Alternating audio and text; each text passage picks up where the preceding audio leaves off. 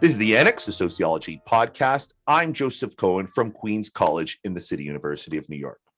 Today, we're going to talk about conspiracy theories and conspiracy entrepreneurs with two communication scholars, Aaron Hyzen from Antwerp University's Social Science and Communications Department, where he is a PhD candidate, and Hilde van den Bulck, a professor at Drexel University's Department of Communication.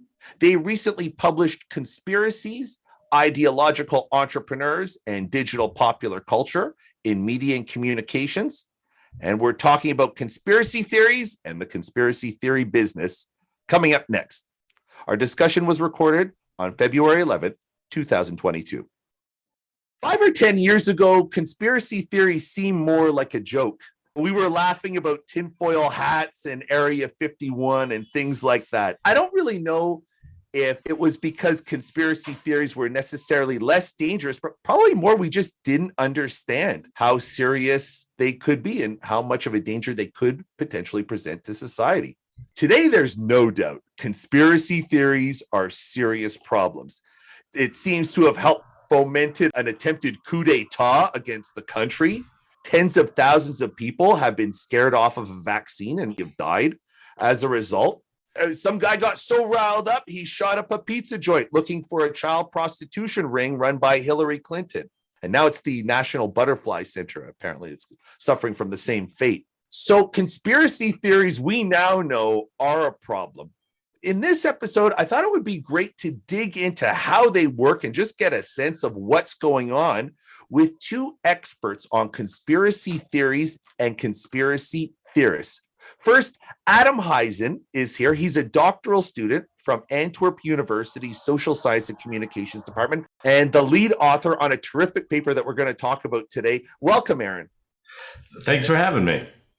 And Hilde van den Bulck, a professor at Drexel University's Department of Communication, a very well-published scholar on the topic and co-author on this paper. Thank you very much for joining us, Hilde. Likewise, very happy to be here, and thank you for having us. So let's get started with just some basic concepts. Like, what's a conspiracy theory, and what makes that different from just any old theory? I think that we decided to frame conspiracy theories as basically ideological. So it's a belief system, and I think related to that, it's a value system that allows people to make sense of the world. And so I think a lot of conspiracy theorists represent ideological skepticism. So if we get our basic definition, conspiracy theory implies conspirators. It implies secret agendas, and there tends to be multiple layers to the agenda, which makes it particularly confusing. And I think it's typically about money, power, and control. And then there's a implicit notion that these things are illegal or harmful. So there's innocuous conspiracy theories that no one talks about that much, like Santa Claus or Elvis or whatever the case may be. But since they don't have a political element, it doesn't seem to concern us as much. So I think it's interesting to remember that we all believe in conspiracy theories. I think just recently in the news, the Times reported that the US intelligence agencies or military discovered a video fabricated by Russia to create conflict in the Ukrainian border and instigate the conflict. So whatever you may believe, either the US is lying about the video or Russia did in fact fabricate a secret video, there is a conspiracy theory. And I think that's not exactly what we're talking about today. Although we all believe in those things, we're talking about something a little more supernatural or metaphysical. Perhaps not all the time. I like an example by a British philosopher named Qasim Qassam, who uses 9/11 to illustrate the point. And what he says is that there's 3 layers to this conspiracy. There's an official account, which is that Al-Qaeda attacked the US on 9/11, targeting the World Trade Center and the Pentagon and other targets. And that's a conspiracy. Al-Qaeda as an organization plotted secretly in a small group of conspirators with direct ideological goals and then executed the terrorist attack. Then there's another layer, which is people immediately began to believe that it was an inside job, that George W. Bush had secretly instigated the attack or created the attack. It wasn't real. Building 7 was detonated from the inside, and all of this other sprawling facts and ideas that were debated and are still debated. So that would be the second layer. And then there was another third layer, which we would also call a true conspiracy, which the Bush administration did conspire to tie Iraq to al-Qaeda. And so that's another real conspiracy, which Colin Powell famously went to the UN and gave a speech presenting all this evidence about weapons of mass destruction and supposed communications between Saddam Hussein and al-Qaeda, which basically evaporated. And Rumsfeld lost his job, Colin Powell resigned, all this stuff happened. Right. So there's that layer, that's a third layer. And then again, I would add the fourth layer, which is once in a while, it sprawls out into the more fantastic or science fiction, where people on that third layer accused Rumsfeld and Cheney of being lizard people and part of an Illuminati organization that was... It's a little more fantastic. Yeah. I think if I can add sort of to that, but I think when I first started looking at conspiracy theories, it does look like a lot of really crazy things, right? Why would anybody believe that, right? And also such a wide variety, right? The earth is flat. Leaders are lizard people, terrible things that happen that will be inside jobs. And it also seems kind of random almost sometimes, so diverse. But then if you look back, I think what Aaron said underneath is sort of a story about what the world is like, and which is about the existing institutions should not be trusted, be it the government, be it NASA, right? Be it science. And I think that those are the big institutions from a sociological perspective, right? The big institutions in society are not to be trusted. Right. And that's, I think, central in all these things. And a lot of them are the false flag idea that this pretends to be al-Qaeda, but maybe it's US government or these kind of things. Very often about the government and the big government institutions that should not be trusted. But it can also be maybe NASA, we don't really think of as that big an institution, but it is again, right? This is the official, what we've been told is official is maybe not so official. And I think that's sort of returning. And when you look at all these theories and go, no, what is this? Right? That seems to be returning. Yeah. And so I think at the end, some of the main criteria tends to be plausibility and evidence.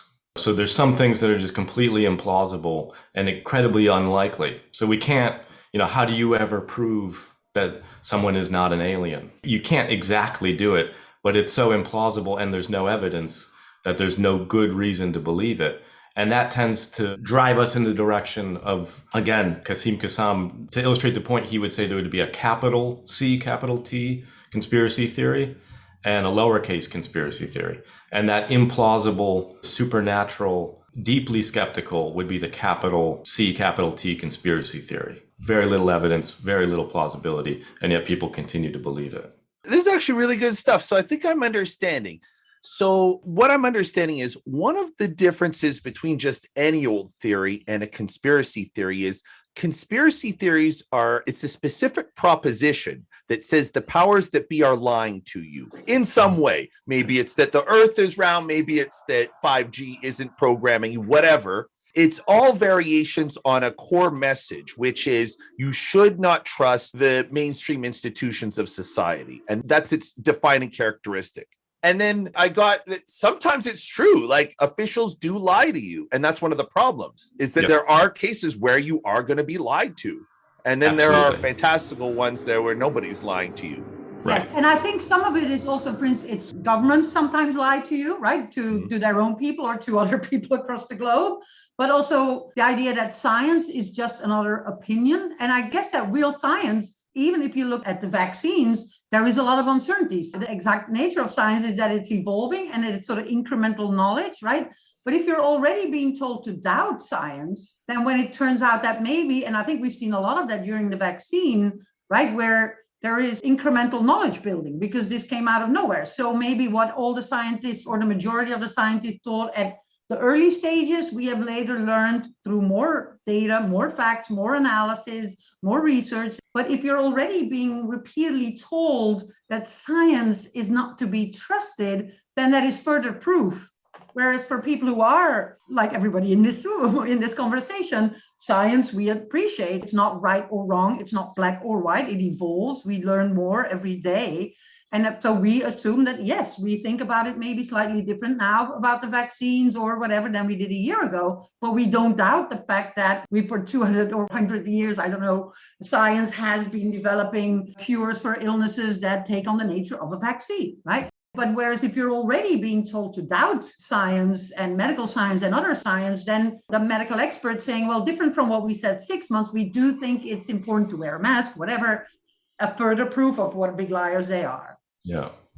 I would also say it reminds me of, it's been a couple of years since I was in this conspiracy forum, but how difficult science is to understand for someone who is uninitiated.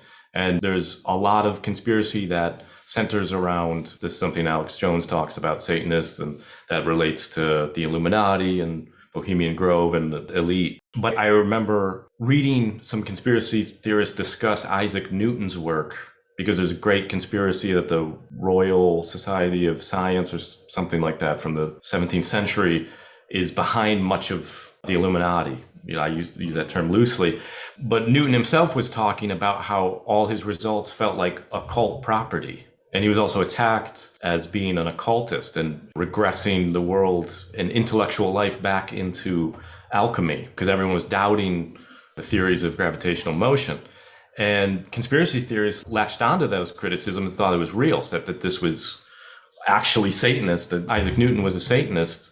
It's just that's how difficult science is to think about. And so if you are less familiar with that topic, I think jumping in, you'll find it extremely confusing that our intuitive notions of the world don't really make sense and that we're not getting answers necessarily. We're just getting reliable data to act as a guidepost. You know what's thought-provoking about that, though, is when you hear that as a sociologist, you think, well, that it kind of strikes me that means conspiracy theories have kind of a social function. They're almost like a cultural mechanism that prevents us from, as a culture, just unthinkingly obeying everything. And so it's not necessarily a bad thing in society or something that we can purge or might even want to purge the culture from. Like, it serves a social function. To a certain extent, for sure, I think, yes, because there's nothing wrong with being critical towards whatever facts or things presented to you as facts are being thrown at you, right? So Right. in essence, it's good that as a society and as individuals that you remain critical of whatever information is provided. But there is, of course, this is all part of really questioning the most fundamental. There's nothing wrong with questioning government. There's nothing wrong with questioning science, but it is ultimately also brings us maybe to what is the goal of those people who help spread those. Yeah. But first, before we get into your work specifically, because I know a lot of people are going to come to this topic dying to ask, why do people get enmeshed in these things? I know that you said there's a lot of prior work, and that I'm sure every conference you present at, someone's like, how do you believe in this? How can somebody be brought to believe that Hillary Clinton is running a child prostitution ring in the basement of a pizza parlor? I know that's not exactly what you have focused on, but just because I know so many people care, what does the research say on that? Like, what brings us into conspiracy theory? I think if you look at the theory, some from a psychological perspective will say that it's like a dysfunction almost, right? But I think that doesn't entirely explain maybe how many people are engaged with conspiracies, because a pathology would mean that it's the exception, right? From the straight.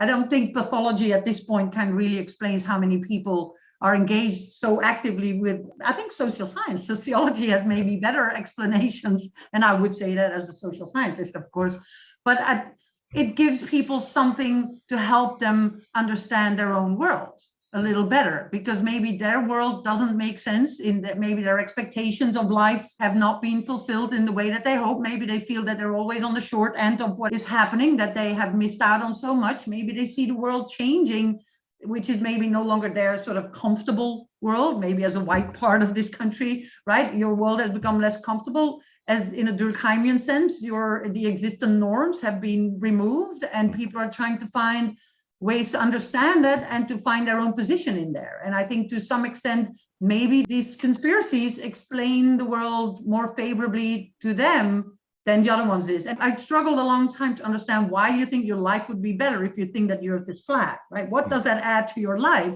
It adds to your life to think that it's maybe in other ways, right? Again, don't trust the institutions, et cetera, et cetera. It might help people explain why they are maybe not in the spot that they would like to be. Having said that, it's not only that. I think the other thing that I, as a communication scholar, would add, particularly if you look at the current things, it's something you can engage with, right? If you look at the QAnon things, it's almost like Pokemon, right? Search, go and look for, you can build the truth and you can do it. Right. It's I know that people who study immersive games might not like me saying it, but it does have some characteristics almost. And so people are now Googling it and feeling like they suddenly understand it better, the way they never understood these big theories of how the world works, etc. Here's something that they are discovering. And I think that too might play a bit of a role in there. Huh. That's interesting. Last spring, I interviewed an expert on religious cults. And he said to me, I was like, how could somebody be brought to kill themselves or give away everything they own? And he said, a lot of people are involved in cults because it's the basis of social relations that they care about. And they don't even care about the ideational content of the cult so much as they care about defending their friends, maintaining the stories that you need to maintain to have group cohesion. He says there are groups of vegetarians who talk about how the conditions under which they'll cheat, which means none of them are vegetarians, right? But they have to still label themselves as it because that's an axis that has brought them together. Yes. Maybe that's kind of it? I think, again, if you sort of look at maybe something like flat earth, and I think social media come into that as well. Yeah. They can build a community almost around that and they find each other. And I usually joke, I don't think it's because of social media. I think social media just facilitated maybe, or digital media. Digital media didn't invent conspiracy theories or community building. There are new ways of doing it, right? If in the old days that was one conspiracist in every town, now they have more digital ways of meeting each other and feeling connected also, right? So it is finding a community of people which you might not find in your regular life for some reason. Mm-hmm.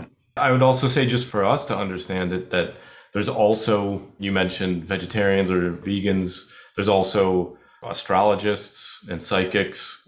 Some people might add religion to that group more broadly, of people with very strong, perhaps ideological viewpoints that conflict with science, perhaps they don't, but those things are familiar to us, so it's easy to wrap our heads around them. But when you start thinking another way, like maybe it's flat earth, there is kind of a weird logic to it. And I think maybe for some of the conspiracy theorists, they can just move across that gap easier than most, yeah. I suppose. And then once they're on the other side, for all the reasons Hilda just gave, it's easy to question everything. It's easy to pursue things. There's a whole corpus to read about and to build a community about and engage with.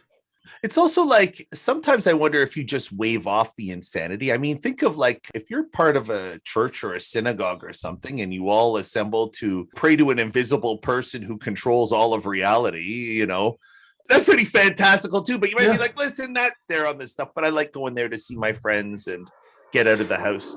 Absolutely. And so that's the type of thing where I think, again, just to remind ourselves, it doesn't bother us. The astrologists have not joined together into a political movement that is challenging governments or medical institutions. I mean, in some ways they do. I mean, again, there's a lot of anti-vax is across the entire political and ideological spectrum. A naturalist, perhaps hippie wing, whatever you might want to call it, is extremely anti-vax and might advocate crystals or some other type of healing method, that we don't talk about quite as much.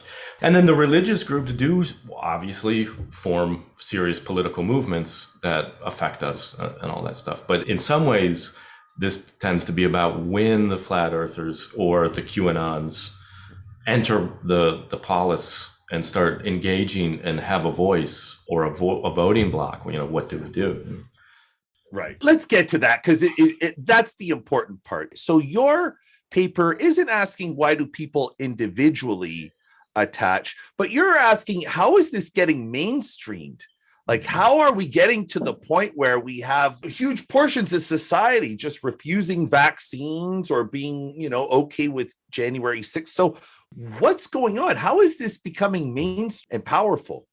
And well, I think as we try to explain in the paper, right, that's one of the things that we focus on is these particular ideological entrepreneurs, as we call them, conspiracist entrepreneurs, who really try to push the agenda out of partly personal convictions, partly sort of political connections, and it can vary a little bit, right? But that's repeat this message so that it catches on wider and wider.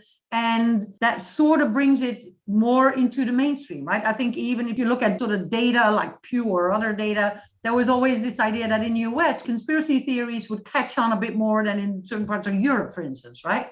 Which can be all kinds of factors that contribute to that. But I'm not so sure at this point, actually, if we look at Europe, to what extent that is still the case, because it has gone but they were very much on the margin. The reason that they have gotten more to the core is because there are central people who, for reasons of power or help to push that message, right? And so I think important, those entrepreneurs, some of them also make it their financial business, like Alex Jones for a very long time made a lot of money out of it.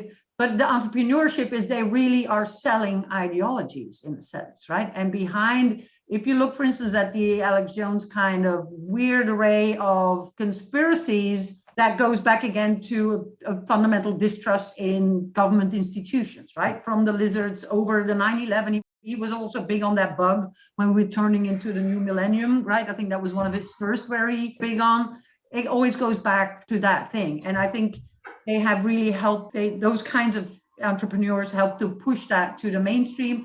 And as they push along, then get connected with more real political powers, maybe. And I think maybe Aaron can explain this better, but right at some point, like someone like Alex Jones was maybe not particularly party political, right? He would attack 9/11 would be an attack on sort of Republican presidential, and then others afterwards he went after Obama. So you might say that he's not really party political. He just hates everything that is institutional power. But then as it moved along, and then sometimes it's maybe also perfect storm, right? Where then Trump, when he was running for president, found a connection with him. And then and I think that's really how things get to the mainstream. It goes in leaps and bounds a little bit, right? So it's a lot of repeatedly the message until you move a little bit less from the margins, and then it gets picked up and starts almost to lead a life of its own. Mm-hmm. Well, yeah, and I also say that I think there's an interesting flexibility to those types of narratives where if you take Trump and QAnon and the deep state, Americans have certainly been primed to distrust the government generally for generations. A lot of typical Fox News content is questioning the government and the bureaucracy around it. And so whether Trump operatives just sort of jumped onto this QAnon thing and said, well, here's a voting block, we can work with this, or if Trump even sees himself that way, not in the conspiratorial sense, but just in the sense of he's a businessman, he wants interest to get out of the way, to free up, he can create his own narrative about that. He might very well see himself fighting the deep state if that means, I don't know, the Democrats or bureaucracy, et cetera. So I think it tends to have the flexible nature that anyone can latch onto in a certain way. And then there's a Venn diagram of perhaps weirder and weirder, or maybe less plausible theories to more plausible theories, or how you decide to frame it.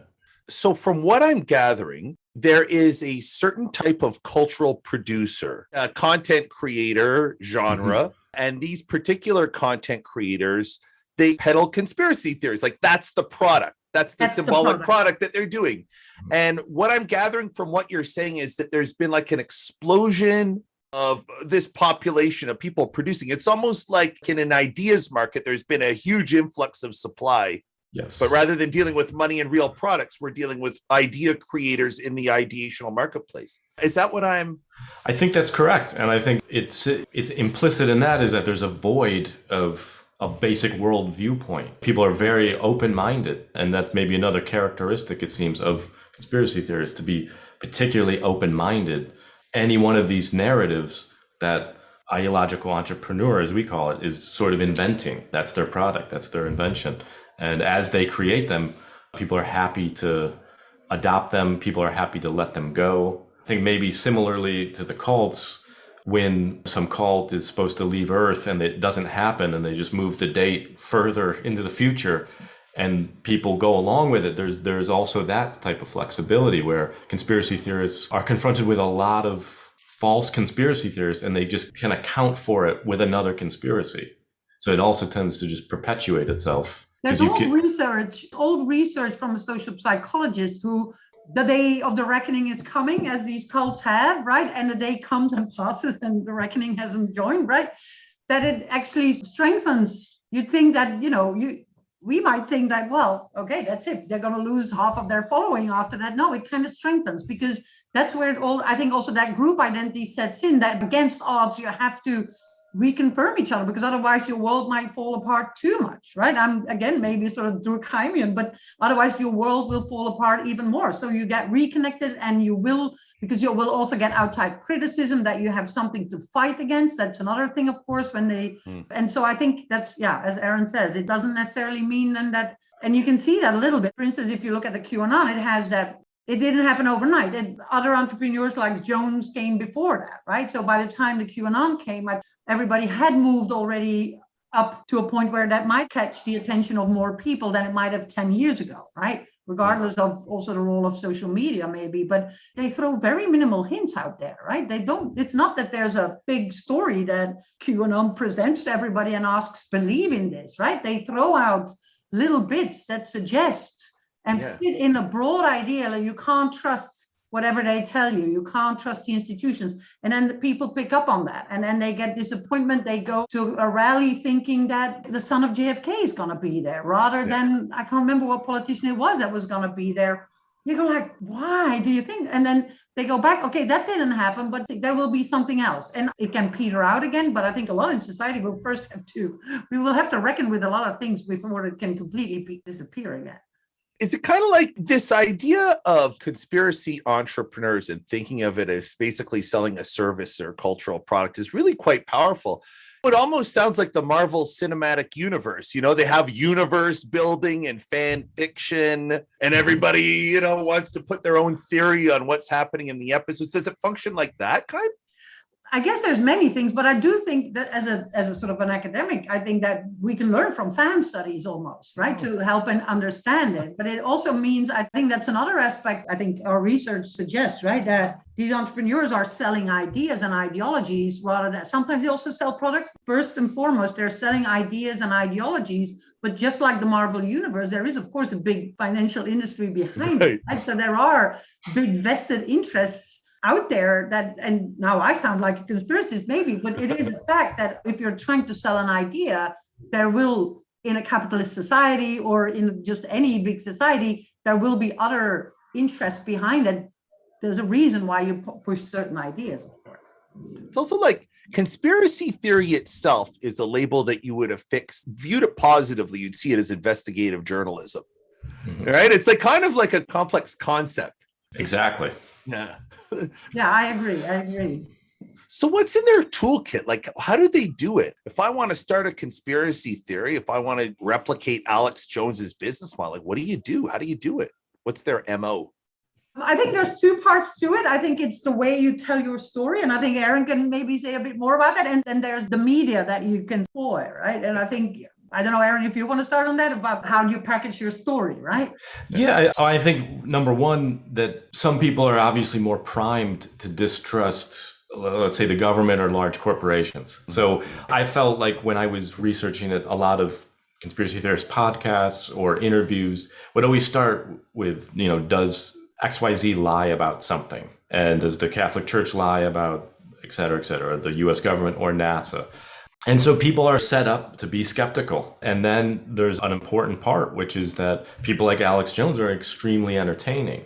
So they are incredibly charismatic, which is what I suppose they would say about most cult leaders. When you're like, how can you possibly follow this person around and all the crazy ideas that they have? Well, it's incredibly entertaining. And I think if you look at how he does it, I think there is definitely a way of starting with the true conspiracies and then moving into things that are much more radical. So we can start with something we all agree.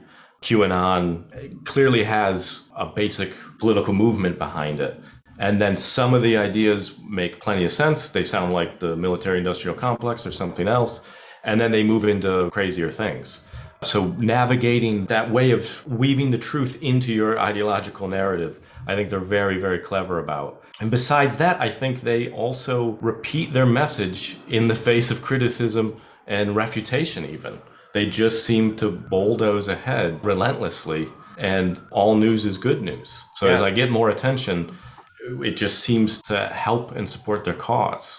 Yeah, I think that's also something that Alex Jones said I think he's also an example, and I think many of these entrepreneurs are very good at using the media that are available. And again, the media don't create this, but they know how to use them, right? So in the old days, it would be posters, or it would be movies, or it would be today, it's being on social media. And like, he talks for hours on his shows, and then he knows how to cut it up into small bits that fit sort of formats like YouTube or whatever. Right. Mm-hmm. He encourages things that are memeable, right? Yeah. And then in that sense, it's fine if there's meme that make fun of him. Like he's in that sense very knowledgeable. I think he said somewhere, I'm the number one meme at the moment, and it doesn't matter that it is to make fun of him. He feels it still gets attention, and maybe some of the people that start making fun then suddenly get like, who is this guy? What is he talking about? And so by getting even through that, people who make fun of him or criticize him through a sort of meme culture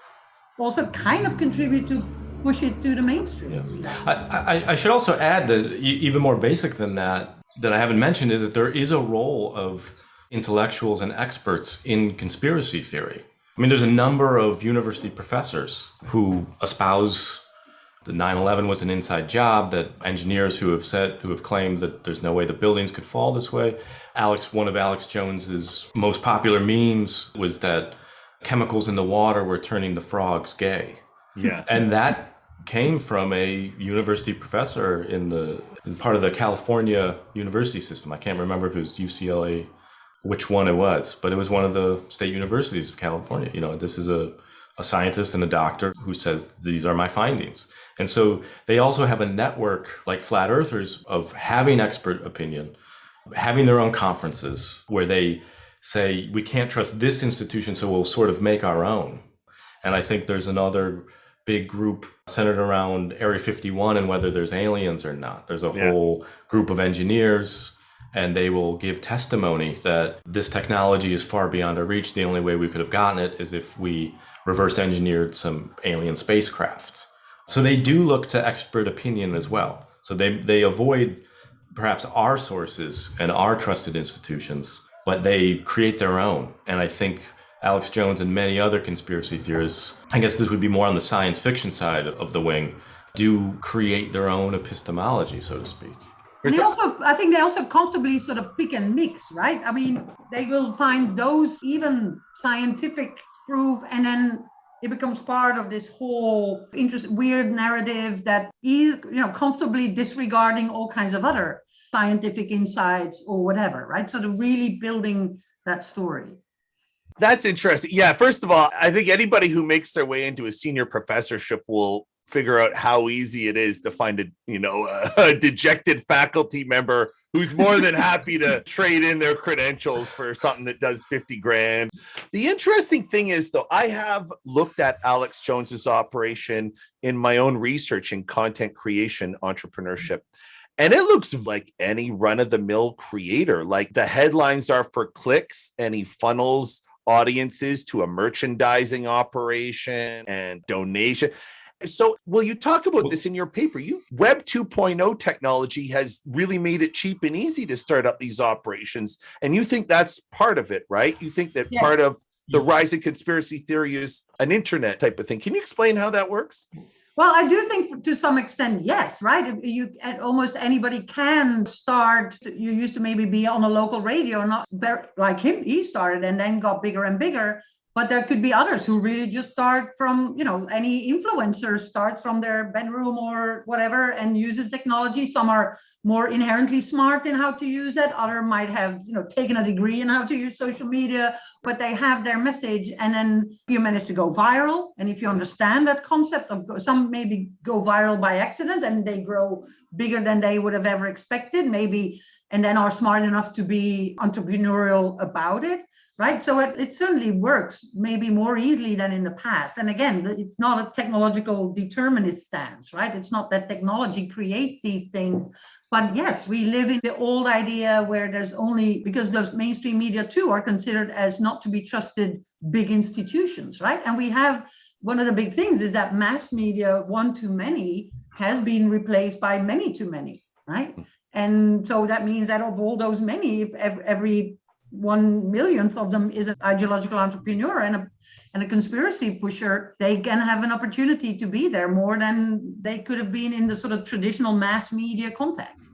Well, I was going to say, I think that there's also, just like you said, that when Alex Jones uses very traditional methods to drive you towards, say, a product, and I do think there's drive home the point about an ideological context. A lot of his products just happen to be vitamins and iodine. And, Right. So you look at the label and it says, well, this will protect you from becoming gay or Right. against the radio waves. Don't trust your doctor. Yeah, but you do take this supplement and maybe you do feel better. Maybe it's placebo. Who knows? Maybe they're real vitamins. But these things are working for you. And it's sort of all making sense.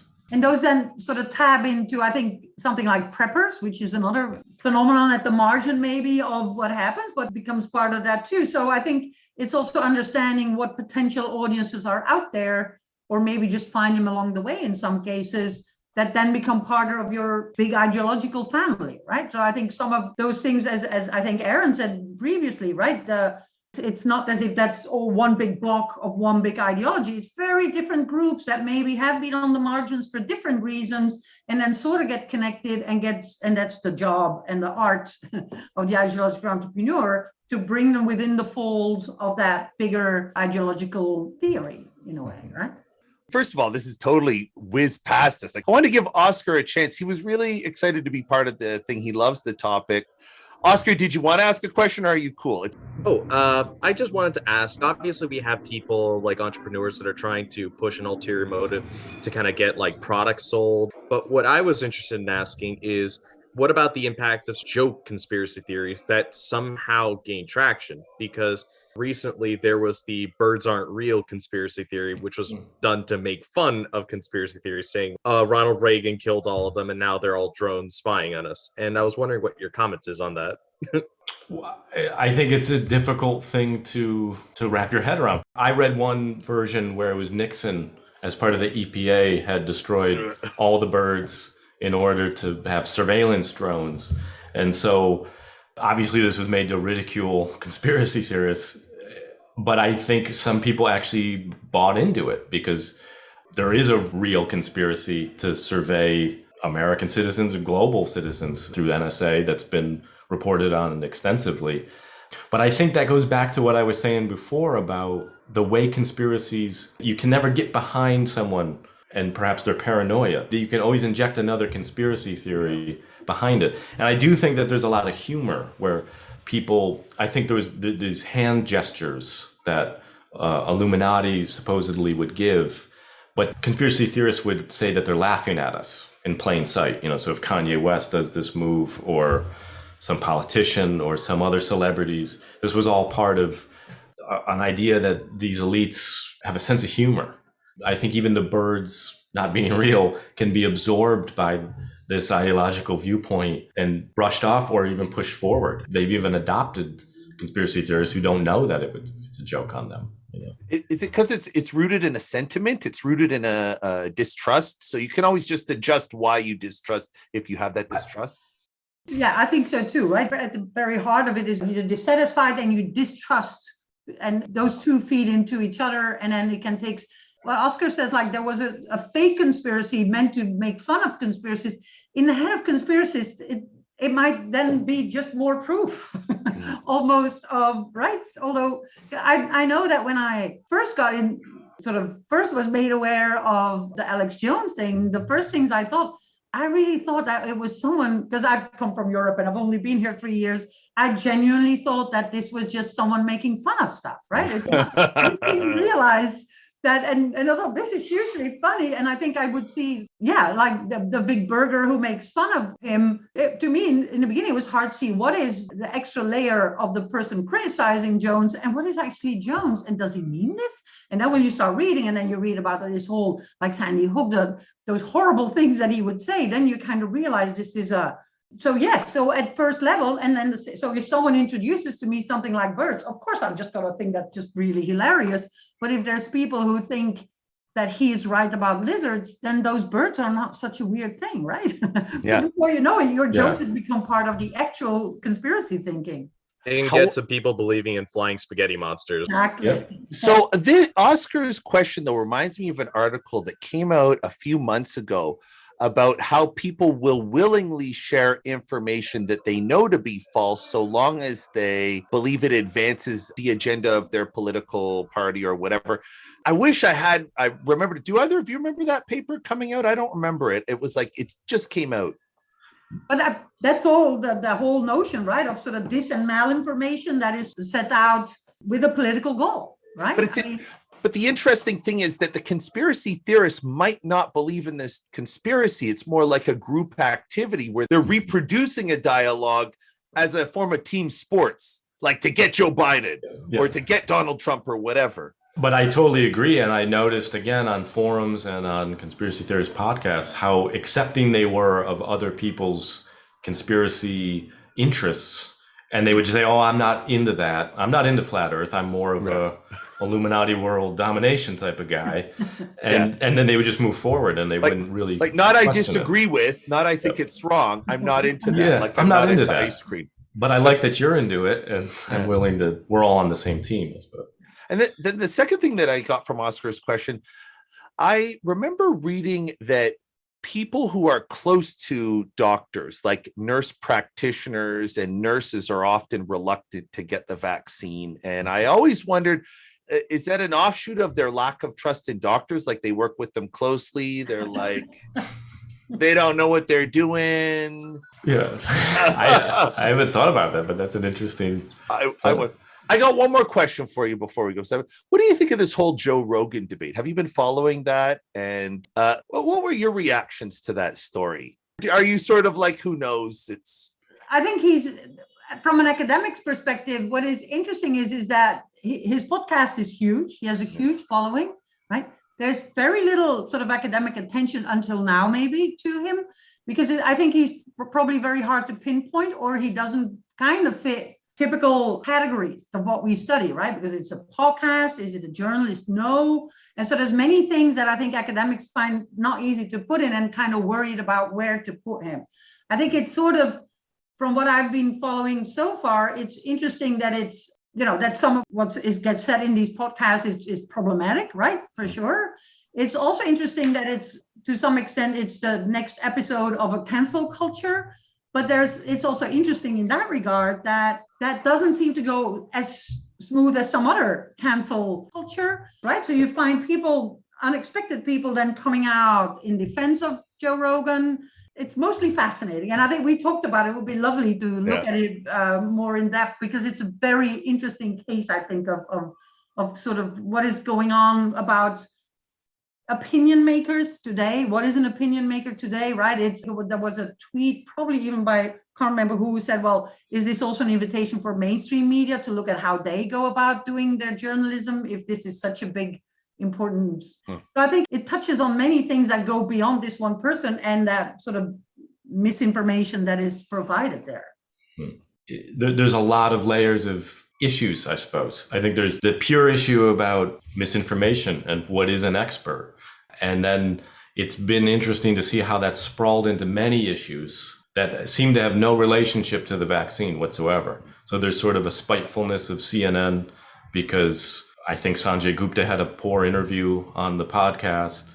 And there's been a lot of celebrities making the issue about other things.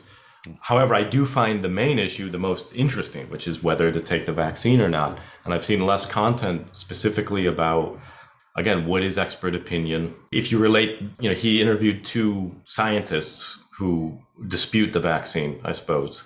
And that reminds me of these conspiracy theorists finding their own intellectuals, finding their own experts, perhaps finding their own institutions. And also the idea of, it can also remind you about issues like global warming, where there's huge consensus about it. And then there's a few fringe experts who go against it and say global warming is not happening. And I don't feel like it's been put in that context enough, I suppose. It's always an issue of how much does this media personality, how much power do they have or not have? And I do think it relates to bigger institutional issues, I also find, if I can quickly add, because you can also see that once you look at what all is talking about, It's certainly about Rogan. It's a little bit about those things, but it's also the position of Spotify. It's also the media industry question is there too. So is it happening to Spotify? They're no longer doing music now. Have they realized there's more money in podcasts? Yes, they have, right? And is that awful? Spotify is a commercial business, right? You could say Spotify, strictly speaking, doesn't have to do anything they don't want if it doesn't make money. So it's those questions too. So I have a sense that apart from the fact of getting misinformation in a podcast listened to by so many people, there's so many other layers, and it seems to become an example for so many, where he's getting put at the middle of so many discussions about the media and about, And I think it has a lot to do with that, about the way, again, we have institutional trust in, say, the New York Times or the Wall Street Journal, that they fact check. And I think on a lot of social media, Facebook and other social media, they've always said that they are not content creators. So they push away what any individual might say, and they're not responsible for it. And I think we're sort of up against that again, deeper issues about sourcing information, who is responsible, who is not responsible, I guess freedom of speech, I suppose. But it seemed to have sprawled into this big, huge controversy, and seems to have gotten away from just vaccines and what do we do about them, and what do we do with people who don't want to get the vaccine. I think it kind of speaks to the media development angle that you guys theorize. Like, Joe Rogan is doing numbers like he's Good Morning America. He speaks to like hundreds of millions of people every month. And my sense is that he's just become sort of like the Good Morning America for blue collar men ages 18 to 49. And I guess when you look at what he says, well, that's what people are talking about in my demographic. I mean, I'm from a blue collar town, and they are talking about ivermectin. Like, I used to work in radio in the 1990s. And for me to get an audience of 1,000 people, it was a multi-million-dollar enterprise. There was a tower and engineers and salespeople and all sorts of stuff. Now anybody can run a radio station that hits 10,000 people with no budget. So a Nazi station can go fine, a conspiracy thing can go fine, and they'll find their markets. And I think also, but now maybe we're off topic a little. Yeah. Education scholars, right? I think a long time ago, the US did away with something like the fairness doctrine, right? Where it was, I think it was under Reagan, probably, he got rid of everything that was vaguely resembling any sort of regulation of content, I guess. And which meant that also in many of the sort of what still mainstream media, that sort of, happened all in mainstream media, right? Or at least in sort of the traditional media, which has brought us to a point where fairness doctrine or all those things seem less relevant. And then you come technologically create a situation where anybody can be their own channel. Well, then you get, of course, way different people go to different sources than they ever would have gone to. Mm-hmm. Yeah, and it seems like he's become sort of a lightning rod for this larger political issue. And I think, as Hilda sort of pointed out, that the legacy media seems upset that he's so popular and that he's displaced Good Morning America or some of these other classic outlets or channels for entertainment. It's interesting to me how he's sort of become the focal point of all anti-vaccination. While there is a Canadian protest, there's a great deal of anti-vax. And he's typically left-wing. He's not a right-winger. And he campaigned for Bernie Sanders. So it's an odd mix-up. And I think some of those issues are more interesting, how that would all come together in a way, again, in the sense of, is he a talk show host or is he a journalist? And what is his responsibility? It's very complex. Aaron Hyzen from Antwerp University, Hilda Vandenbroek from Drexel University. Thank you very much for joining us today. Thank you. You've been listening to the Annex of Sociology podcast. The Annex Sociology podcast is a production of the Queen's Podcast Lab. For more information, visit queenspodcastlab.org. Our guests today were Aaron Hyzen from Antwerp University and Hilda Vandenbroek from Drexel University. They recently published Conspiracies, Ideological Entrepreneurs, and Digital Popular Culture in the journal Media and Communications. We're on the web, theannexpodcast.com, on Twitter @SociAnnex, and on Facebook, the Annex Sociology Podcast. Our producer is Oscar Rosario. Music by Lena Orsa. I'm Joe Cohen. Thanks for listening.